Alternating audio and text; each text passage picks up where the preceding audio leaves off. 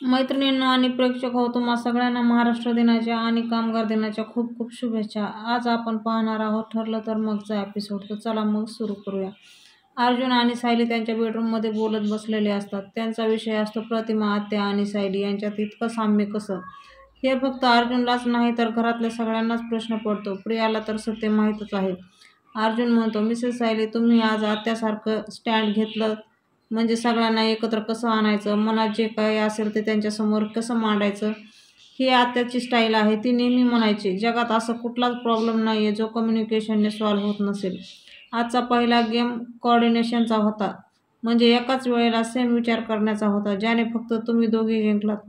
तुम्ही दोघी न बोलता कम्युनिकेट कसं करता? पुढे अर्जुन बोलतो, असं कम्युनिकेशन आई आणि मुलीत असतं। त्यावर सायली म्हणते, आई आणि मुली एकमेकांशी कसे संवाद साधत असतील हे मला माहीत नाही, पण मला प्रतिमा आत्याला पाहून नेहमीच असं वाटतं की माझी आई जिथं कुठं असेल ना, ती प्रतिमा आत्यासारखीच असेल। हे ऐकून अर्जुन म्हणतो, तुम्ही दोघी किती सेम आहात आणि ती आत्याची खरी मुलगी कम्प्लिटली अपोजिट आहे।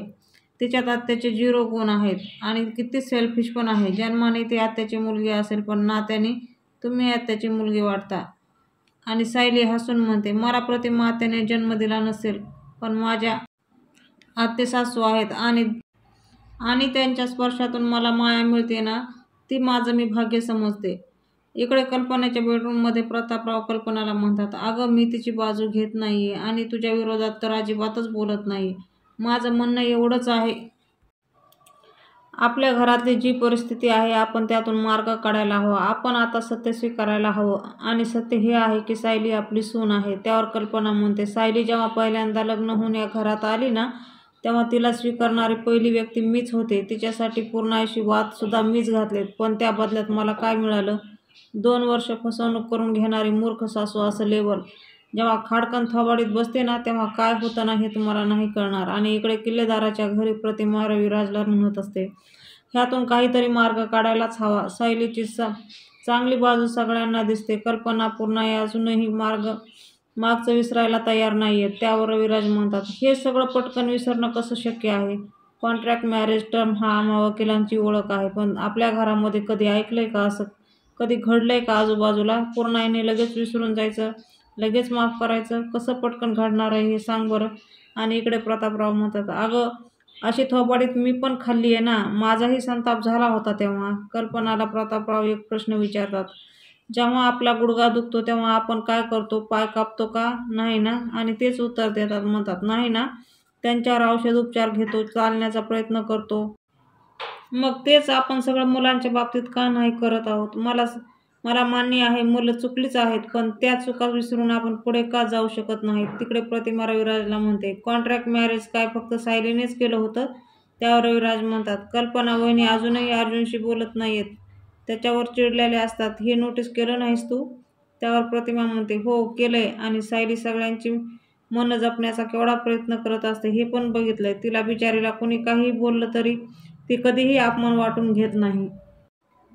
आणि पुढे प्रतिमा म्हणते, तिच्या जागी दुसरी कोणी असती ना, तर केव्हाच ती वेगळं राहायला गेली असती, पण सायली फक्त कसं घर जोडून ठेवायचं एवढाच विचार करत असते आणि शांत बसत असते। आणि आत्या पुढे म्हणते, पूर्णाई आणि कल्पनाचं जे होतंय ना, तेच तुमच्या बाबतीतही होतं। सगळं दिसतंय, सगळं कळतंय, पण सायली तू 100 नंबरी सोनं आहेस हे शब्द काही कोणाच्या ओठावर येत नाहीयेत आणि तुमची मनं अजूनही ती सत्य स्वीकारायला तयार नाहीयेत। इकडे प्रतापराव कल्पनाला म्हणतात, आणि सायलीच्या स्वभावात काही दोष आहे असंही काही नाहीये। आणि अर्जुन मगाशी जे म्हणाला ना, ते कधी कधी खरंच आहे की काय असं वाटतं। सायलीवर प्रतिमाने संस्कार केलेत का असाच प्रश्न पडतो। आणि कल्पना म्हणते, अर्जुन ना कधी कधी खूप मूर्खासारखा बोलतो, आता तुम्ही उगाचच त्याची रीग ओढू नका। आणि प्रतापराव म्हणतात, मला जे दिसतंय ना ते मी बोलतोय। कल्पना प्रतापराव पुढे बोलतात, तुला आठवतंय तन्वीचा नुकताच जन्म झाला होता आणि पूर्णाई म्हणाली होती, सुभेदार आणि किल्लेदार मोठा बंगला बांधू आणि आपण दोघे तिथं एकत्र राहू। किती त्यावेळेस सगळ्यांना आनंद झाला होता आणि एक ती प्रतिमाच होती जिने या गोष्टीचा विरोध केला, आठवतंय का? आणि त्यावर कल्पना फक्त मानाने उत्तर देते आणि म्हणते, हो आठवतंय। तेव्हा त्यासुद्धा प्रतिमाने आजच्यासारखंच टुगेदर ठेवलं होतं आणि आपल्या सगळ्यांना एकत्र जमवलं होतं आणि समजावलं होतं की भांड्याला भांडं लागलं आणि अशी परिस्थिती निर्माण व्हायला नकोय, त्यापेक्षा आपण नाती जपायला जास्त महत्त्व देऊया। त्यावर प्रतापराव म्हणतात, एक्झॅक्टली, प्रतिमाने आयुष्यभर तेच केलंय, आता सायलीसुद्धा तेच करते. तेव्हा प्रतिमाने एक स्टँड घेतला होता आणि आता सायली आणि अर्जुन यांच्यात नातं किती घट्ट आहे दाखवण्यासाठी सायलीने स्टँड घेतलाय. आणि कल्पनाला विचारतात, प्रतिमा आणि सायलीमधलं हे साम्य तुला खरंच दिसत नाहीये? पण कल्पना काही उत्तर न देता गप्प बसते, काहीच बोलत नाही. आणि इकडे प्रिया आणि अश्विन बसलेले असतात. अश्विन प्रियाला म्हणतो, आम्ही लहान असताना ना असेच गेट टुगेदर व्हायचे आणि काय धमाल मजा यायची बापरे. त्यावर प्रिया म्हणते, तेव्हा सायली नसायची ना खोडा घालायला, म्हणून मजा यायची. अश्विन म्हणतो, जाऊ दे ना, तिचा स्वभाव कसा आहे तुला तर माहिती आहे. आणि प्रिया म्हणते, हो मला चांगला माहिती. प्रिया म्हणते, अश्विन मला सांग, माझ्या आईची आणि तिची जोडी कशी काय जमली आणि त्या दोघींना इतका सोपा टास्क कसा काय मिळाला? त्यावर अश्विन म्हणतो, सोपा वगैरे काही नव्हता, उलट प्रिया आणि त्याला पुढे बोलूच देत नाही. मध्येच म्हणते, काही नाही रे, उगाच चिटिंग केली असेल त्याने, हा सगळा सायलीचा प्लॅन असणार आहे. तिला ना फक्त हे सिद्ध करायचं असतं की मी कशी माझ्या आईपेक्षा वेगळी आहे, ती कशी माझ्या आईसारखीच आहे.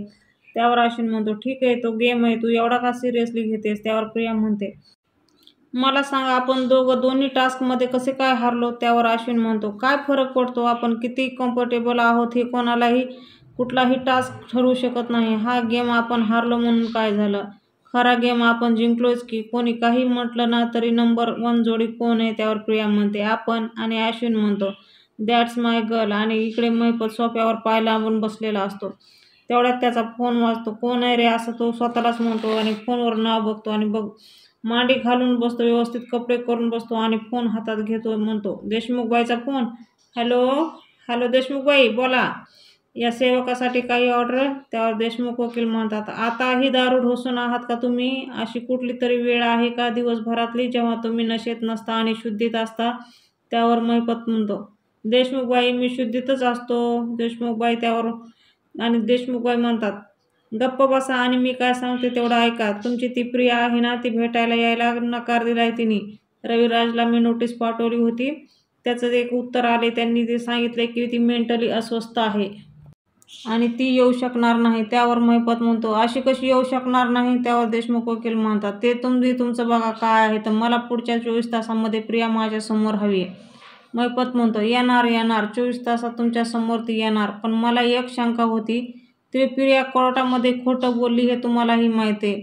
मग त्या किल्लेदारासोबत असली तरी तेच खोटं बोलणार आहे. मग तुम्ही तुमचा वेळ वेस्ट ऑफ टाइम करताय. त्यावर देशमुख वकील म्हणतात, मला लिगली हे दाखवायला पाहिजे. मी आय विटनेसशी भेटली आणि हे मला जाणून घ्यायचंय की प्रिया रविराज समोर किती, कसं आणि काय काय खोटं बोलते ते 24 तासामध्ये मला प्रिया समोर हवीच आहे. असं म्हणून त्या फोन कट करतात. प्रियाला सायली आणि अर्जुन जिंकलेले ते क्षण आठवतात आणि ती मनात म्हणते, ही जर अशी जिंकत राहिली ना तर सगळ्या सुभेदारांना त्यांच्या बाजूने वळून घेईल आणि किल्लेदार तर काय तिचंच रक्तय. मी एकटी पडायला नको असेल तर मला कसंही करून या अश्विनला नाचवत ठेवायला लागणार आहे. आणि लगेच तिचा फोन वाजतो. फोन घेऊन ती थोडं बाजूला जाते आणि म्हणते, हॅलो, तुम्ही वाटेल तेव्हा काय फोन करताय मला? मी काय एकटी राहते का इथे? नवरा झोपलेला असतो बाजूला. त्यावर महिपत म्हणतो, ए चिचुंद्रे, माहिती आहे तुझा नवरा आहे, कळलं? आणि तुझी एवढी हिंमत, तू देशमुखबाईला भेटायला नाही बोललीस? हां काय ग?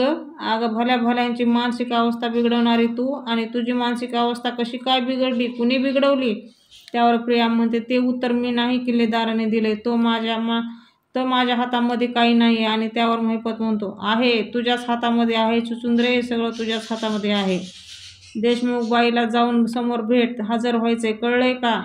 आणि जर तू 24 तासाच्या आत गेली नाहीस तर तुझी चामडी काळी, त्याची पर्स बनवेल आणि ती पर्स तुला वापरायला देईल, मग घेऊन फिर. मग प्रिया म्हणते, कळलं, सगळं कळलं, मी दामिनीकडे जाईल. आणि महिपत फोन ठेवतो. प्रिया मनात म्हणते, हे सगळं माझ्या विरोधात गेलं. एकीकडे सायली, अर्जुन, दुसरीकडे हा महिपत मला एक क्षणही श्वास घेऊ देत नाहीत. आणि वैतागून न कळत मोबाईल आपटते. त्या आवाजाने अश्विन जागा होतो आणि विचारतो, तन्वी, तू तिथे काय करतेस? झोप येत नाहीये का? त्यावर प्रिया म्हणते, नाही रे, पाणी प्यायला आले होते. आणि अश्विन इकडे तिकडे बघतो तर पाण्याचा ग्लास प्रियाच्या उशाशीच दिसतो आणि तो म्हणतो, अगं पाणी तर तुझ्या बेडजवळच आहे. आणि प्रिया म्हणते, हो की, बघितलंच नाही रे, तू झोप. आणि दुसऱ्या दिवशी सकाळी अर्जुन काम करत असतो आणि सायली चहा पित असते. सायली म्हणते, काय हो, उठल्या कॉफी घ्या जरा, तेवढ्यापुरतं तरी काम बाजूला ठेवा आणि काम झालं तर. आणि अर्जुन म्हणतो, नाही, काम झाल्याशिवाय आता काहीच नाही. आणि सायली म्हणते, केव्हाचं पाहते मी तोच व्हिडिओ, काय बघताय तुम्ही? त्यांनी जो आश्रमात बनवलेला व्हिडिओ असतो तो पाहत असतो तो. आणि सायली म्हणते किती वेळा झालाय तो व्हिडिओ पाहणार आहात. आणि अर्जुन म्हणतो केस जितकी कॉम्प्लिकेटेड असते ना तितक्याच गोष्टी जास्त त्यात लपलेल्या असतात. आणि बाकीच्या केसमधून मी एक गोष्ट नक्कीच शिकलोय, आपण क्लूज रिव्हिजिट करत राहिलो ना तर नवीन गोष्टी सापडत राहतात आपल्याला. आणि तेवढ्यात चैतन्य येतो, गुड मॉर्निंग वगैरे विश करतो. आणि सायली म्हणते बरं झालं चैतन्य भाऊजी तुम्ही आलात हा, तुम्ही तरी यांना सांगा कॉफीपुरतं तरी काम बाजूला ठेवा. त्यावर चैतन्य म्हणतो वहिनी मी कामाबद्दल असं काहीतरी सांगायला आलोय ना. अर्जुन कॉफीच काय नाश्तासुद्धा विसरून जाईल.